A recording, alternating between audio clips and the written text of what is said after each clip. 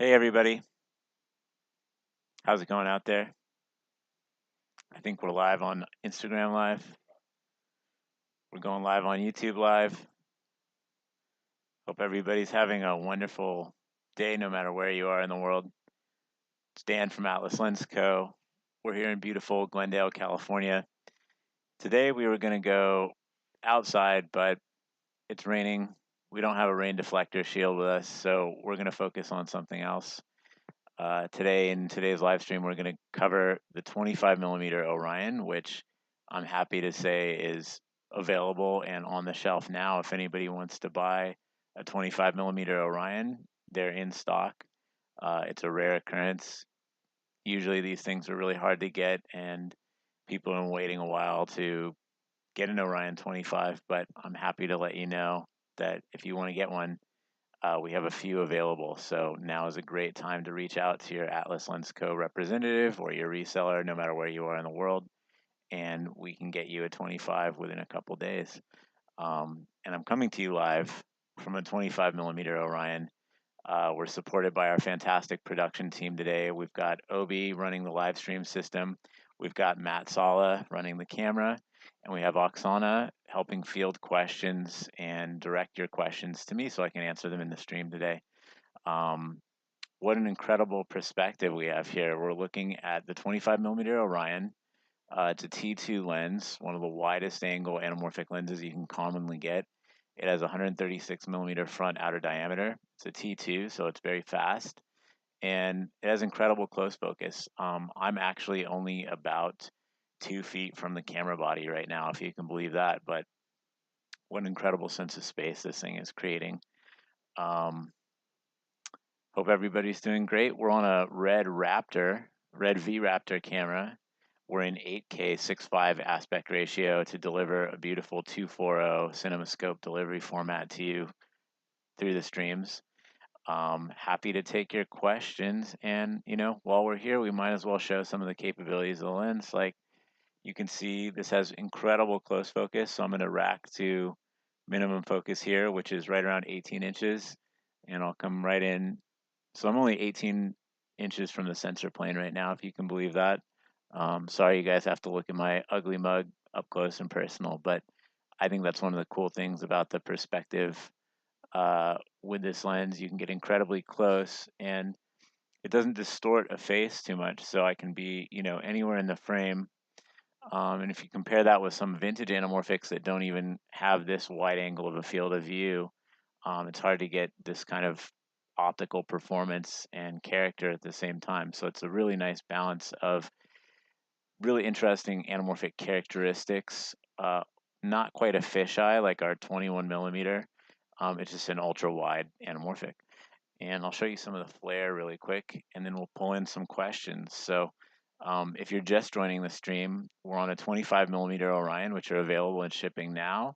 We're on a red V Raptor camera in the 8K 6.5 aspect ratio, and we're being lit by some daylight in our studio here. It's kind of rainy outside, and we've also got a fantastic aperture 600D panel, kind of giving me a far side key.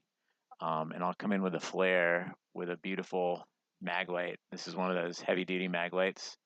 So here's a nice off axis flare on this 25. And these have incredible bokeh, incredible close focus.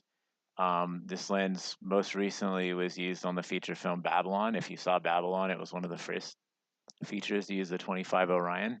And they shot Kodak film with an ARRICAM camera. So really nice to see, lenses like these that are, embracing the traditional CinemaScope aspect ratio. They're great for modern digital camera systems like we're streaming to you now through, but also great for film cameras and, preserving that aesthetic of film. So I'm happy to take any questions. Oksana, do you have any questions from the audience or questions that you'd like to ask?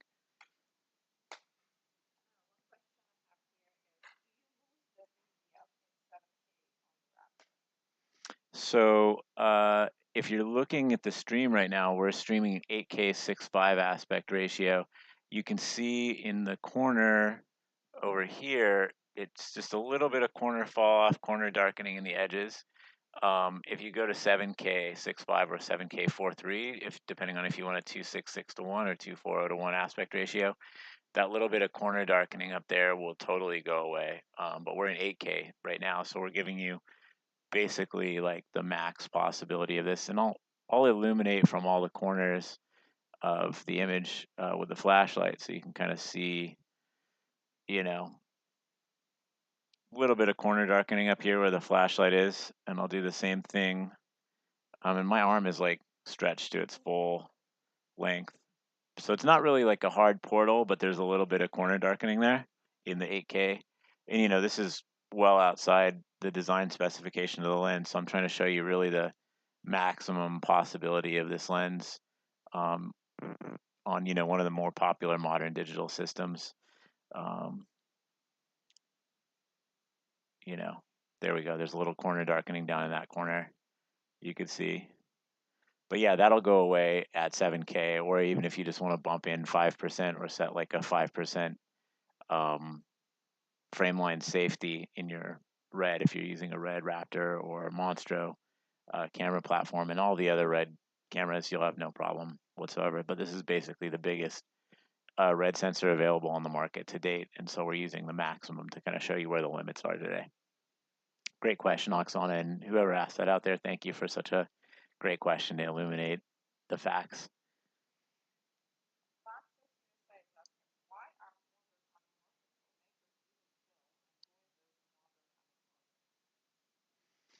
Vaxis USA, fantastic question. Why are modern filmmakers using film but using modern anamorphic lenses? The best reason I can come up with is the great thing about Atlas lenses is with an Orion series or a Mercury series lens, we've spent time developing the mechanical systems of the lens to be very convenient for cinematographers, camera assistants, anyone who's using the camera on a day-to-day basis or around the camera. We designed them to be very mechanically robust, reliable, easy to service, and dependable no matter what kind of situation you're in. So we wanted to make these lenses easy for you to use in a reliable way. I love the look that vintage lenses give you, and that's part of why we embrace vintage optical characteristics in the Atlas oeuvre of lenses and in our design philosophy. But mechanically, we want them to be robust, reliable, repeatable focus marks, and know that they're not going to accidentally self-destruct on your film set. So when you're under a time crunch, trying to stay on time, on budget, and on track to get the best shots, we think that using an Atlas, Orion, or Mercury lens will get you there in the most reliable, dependable, and secure way to make your schedule and make your budget. And so I think that's why people are choosing to use Atlas products at all levels, whether you're just starting out or whether you're doing the highest budget Hollywood film or anywhere in the world. Um, whether you're on a big budget or a small budget, we think that Atlas lenses are going to be one of your best options in terms of getting classic anamorphic characteristics while still offering you the conveniences of modern lens design and manufacturing. And we also have fantastic support. So shout out to the Erics on our support and service team. Brilliant team of people back there that if you're in a crunch and something bad happens to your lens and you need it serviced quickly, we can service the lenses faster than almost anyone in the world. We also work with partners around the world to help get your lens serviced. So if you're in Australia, for instance, huge shout out to Decel, Eric Hall, and Nar, who are currently traveling Australia and New Zealand doing a tour showcasing the Orion series and the Mercury series lenses, as well as some of our fantastic accessories. They have a red V Raptor XL. They've got a red Komodo with them. So if they're going to be coming to your town, if they haven't already been, right now they're in Melbourne, but they just got done with traveling through Sydney and saying hi to a lot of our fans in Sydney. And hopefully they'll be coming to your town in Australia or New Zealand. Reach out if you don't know when or where they'll be near you, and we'll try to help connect you. We're doing events with the ACS at the ACS drop-in nights. We're also doing sort of rental house events with companies like Lemac, who's a fantastic reseller, and also I believe they handle rentals. So if you're looking to connect with Atlas and you're in the continent, down under, as they say, reach out. We'd be happy to connect you and meet you where you are and say hello. So hope everybody, it's probably very early in the morning there. I don't know if you're on live with us streaming from Australia right now, but we do leave these up for restream. So my gratitude and salutations to you in Australia and New Zealand and to our team. Did that answer the question? I kind of went off topic, but hopefully that answers it. And people love the aesthetic of film. There's more questions. Great, I love that. So there is a question about distortion.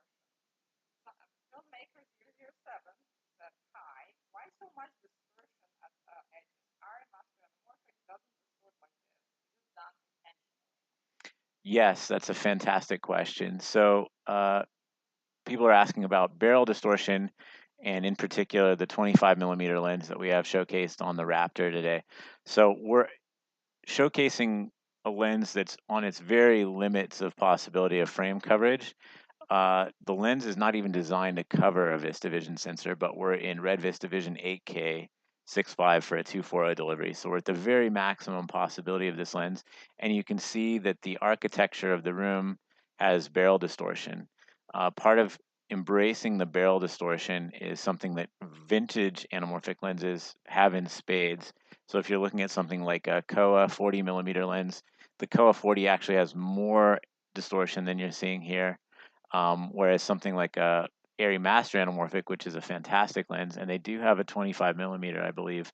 What they're trying to deliver you is in the name Master anamorphic, right? So Master means the most perfect, and I think our aesthetic design choice here is to embrace vintage characteristics of anamorphic lenses, not to make the most optically perfect, but the most optically pleasing lens.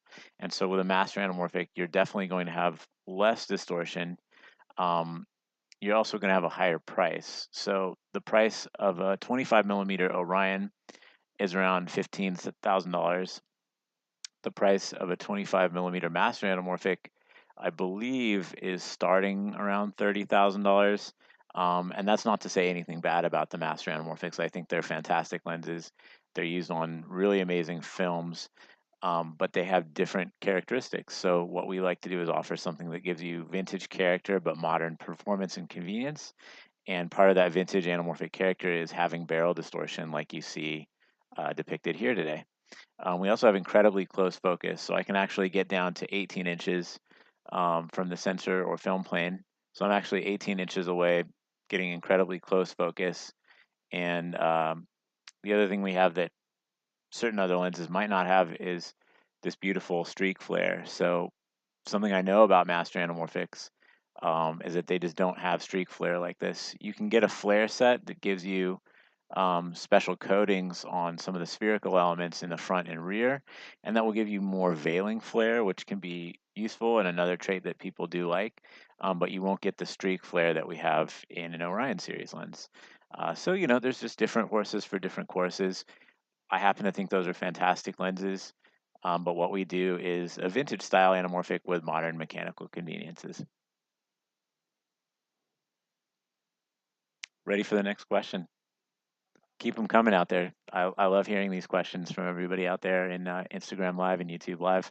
Hopefully the stream looks good.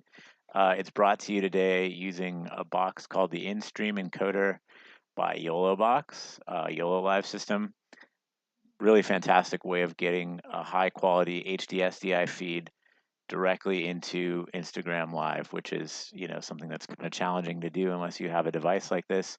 So big thanks to them for letting us try this system out and, bring this stream to you using a professional camera into Instagram Live today.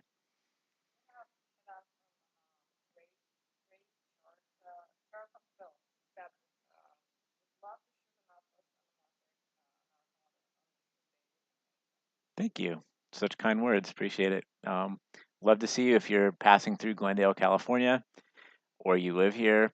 Come on by. We do open house demos every Wednesday at about 11 a.m.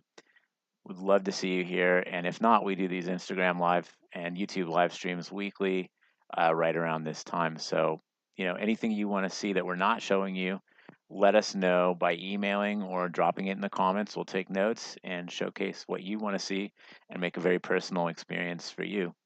That's what we're here for. One great question for me, sir. Why exactly 25? When you draw something lighter? So we have a question about why a 25 millimeter. So the cool thing and why we're talking about the 25 today is that we have a very rare occurrence happening, which is that these are available now. So typically ordering something like a Orion or a Mercury, you place a pre-order and then time elapses and then eventually the product is ready for you. We contact you for the balance payment and we ship it when it's ready. But the good news with the Orion 25 is that we have some of these, just a few, available for new buyers right now. So if you're looking to get a 25 millimeter and add it to your kit, or if it's your first Orion lens, get in touch. We can get these to you very quickly, but we only have a few. So hop on while they're available. And the question was also asking about, do we have a wider anamorphic lens? So the cool thing with the 25 Orion is that because we have a 2 times anamorphic coefficient, your horizontal angle of view is actually twice as wide as your vertical angle of view for a given focal length. So a 25, we've got a vertical field of view relative to a 25 millimeter spherical lens, and I'm right up against the lens basically right now. Horizontally, this is like a 12.5 millimeter. So that's a very wide lens on a 35 millimeter format. So it's like a 12.5 left to right and something like a 25 vertically. But to answer your question directly about a wider lens, we also offer a 21 millimeter Orion, which is actually the world's widest angle production 2 times anamorphic lens. Those are going to be shipping soon. There's people with pre-orders on those. So there's going to be a little bit of a wait time as we fulfill the pre-orders and get you your 21 millimeter lenses. But if you're interested, it's a great time to also reach out, place a pre-order deposit through our sales team, and we'll have that 21 millimeter to you before the end of summer for sure. Maybe even a lot sooner if you get your pre-order in now. So yeah, 21 T2, even wider than we're seeing today. And maybe next week I can show you the 21 in a one-on-one virtual experience like this. Would that be something you'd all like to see? Let me know. We could also do something called Atlas scope, which is where we turn the camera body 90 degrees and then deliver a square aspect ratio deliverable, but with all the characteristics of a vintage anamorphic. So you'll have horizontal streak flares, you'll have the oval shaped bokeh, and all the things that you love about an Atlas lens or an anamorphic vintage lens, but ready for social media platforms or unique deliverables, whether it's vertical video or 1:1 aspect ratio, or if you want to crop a 16:9 deliverable out of that. It's a really versatile format. We have a white paper on it. Reach out at info@atlaslensco.com. We'll send you the white paper and would love to see how people out there are using anamorphic lenses to deliver square format following our Atlas Scope white paper specification. There's a few questions related to the extender and the expander. Yes. One question one user is asking is the extender currently on the Raptor? And the other one is asking how does the extender affect?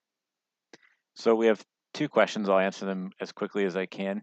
Right now, we're using the red Raptor in 8K 6.5 aspect ratio. We're not using the 1.4 or 1.6 times expander. This is just the raw lens with a PL mount adapter on the Raptor sensor.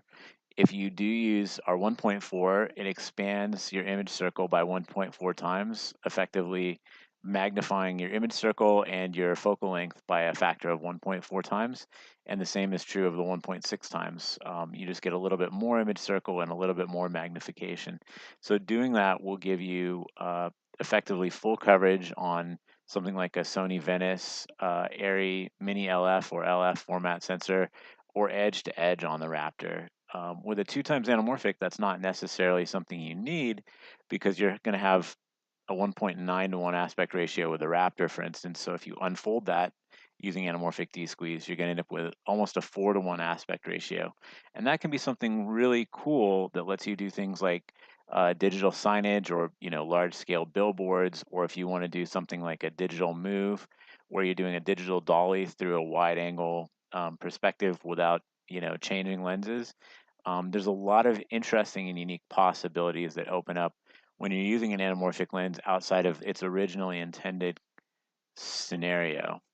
So for, again, digital signage, for virtual dolly moves, for virtual production, for social media content creation, the possibilities are endless, actually. And if you need help looking at ways you can creatively apply an anamorphic lens, reach out. We're going to help directly give you ideas about how you can apply something that's traditionally for just creating a 240 or 266 to 1 aspect ratio, but apply it to the content that you're creating, whether that's square format for social media or digital signage or something we haven't even thought of.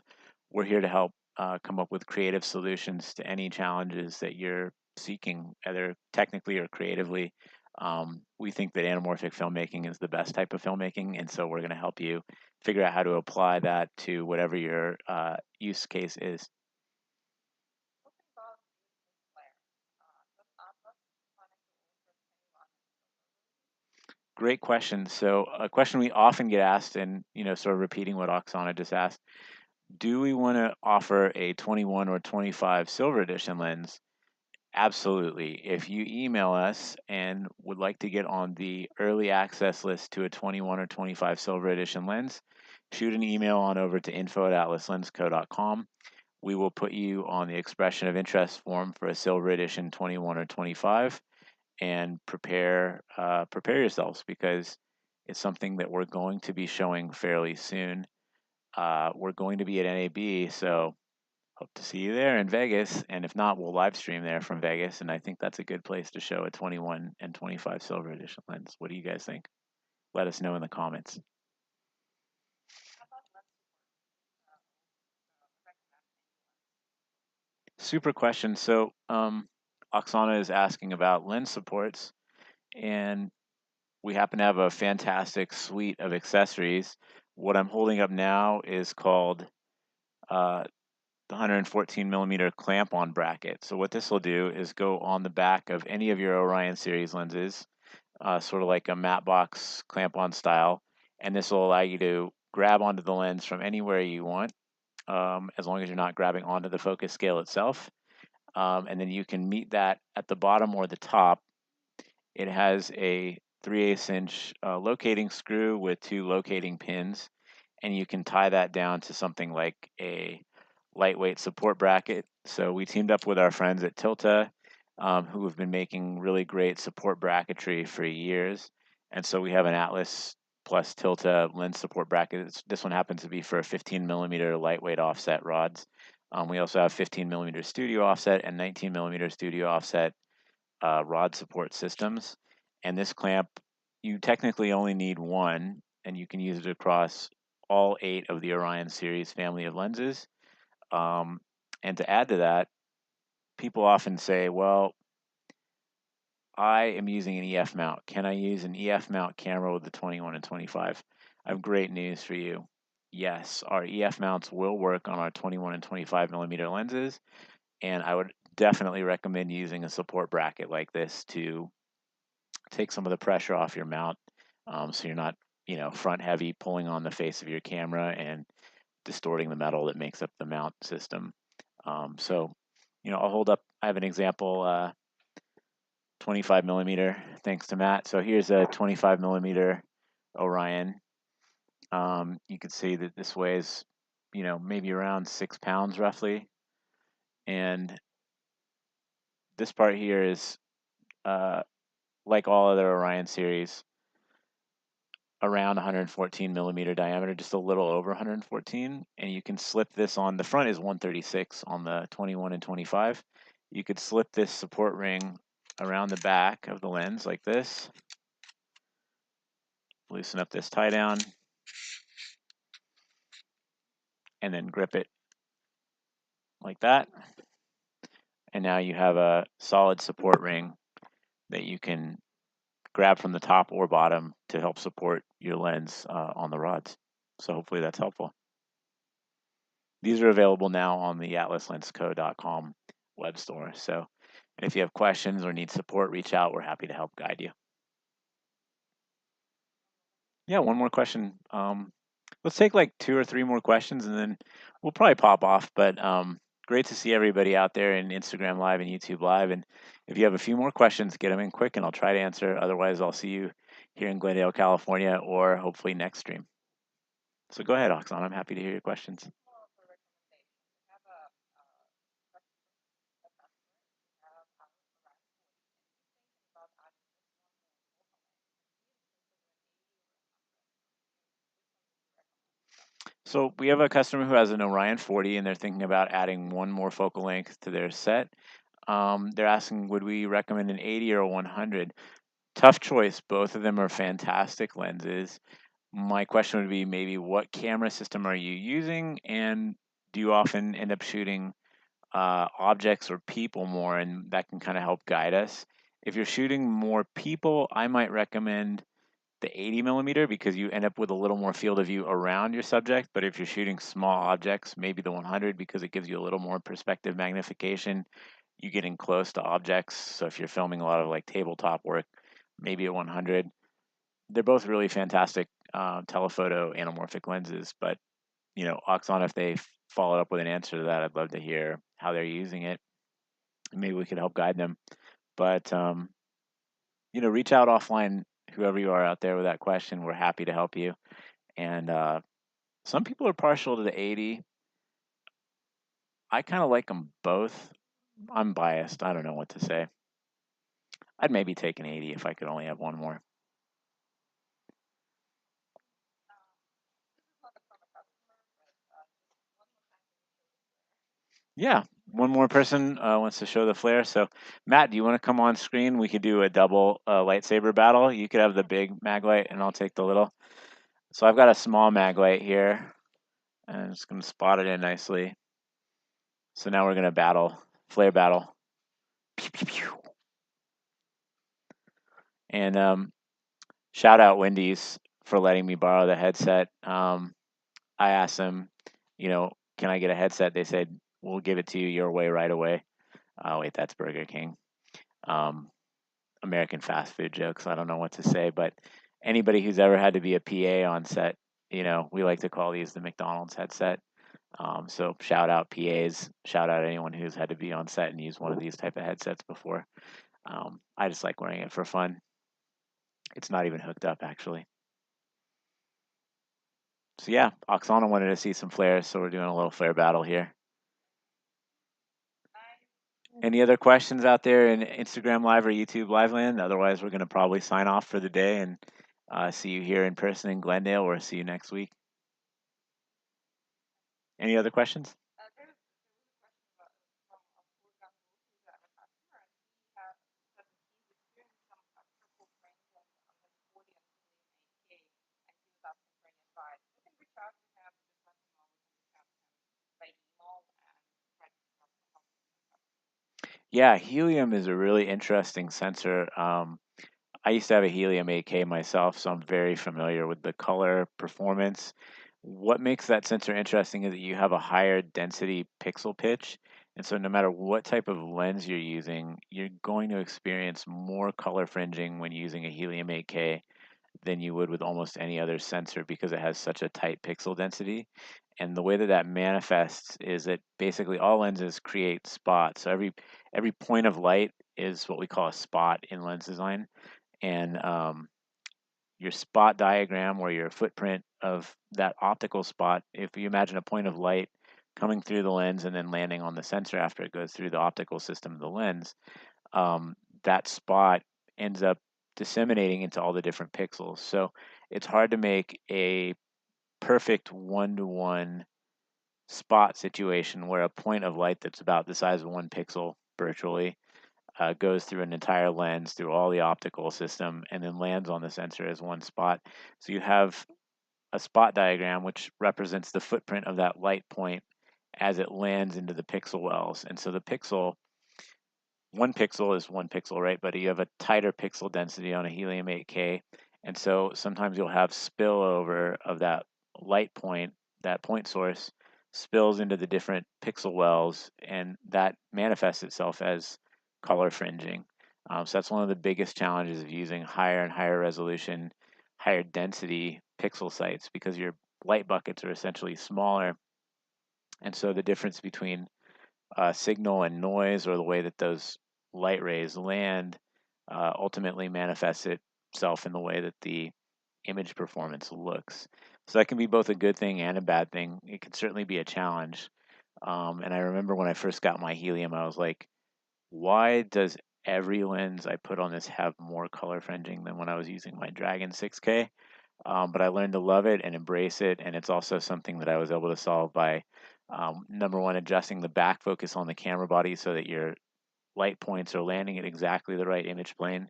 And the other thing I did was learn some special color correction tricks that would basically reduce or hide color fringing. And I was mostly using Sigma and Canon spherical lenses at that time, and sometimes things like Zeiss super speeds with my helium. Um, Still a fantastic sensor, so I'm glad people are still using it. And I love that you could make high resolution 8K images. What is it, like 6, 7 years ago now that that came out? It's amazing. So shout out Red, and shout out to you for using the Red Helium. So we'll see you next time. Thanks, everybody.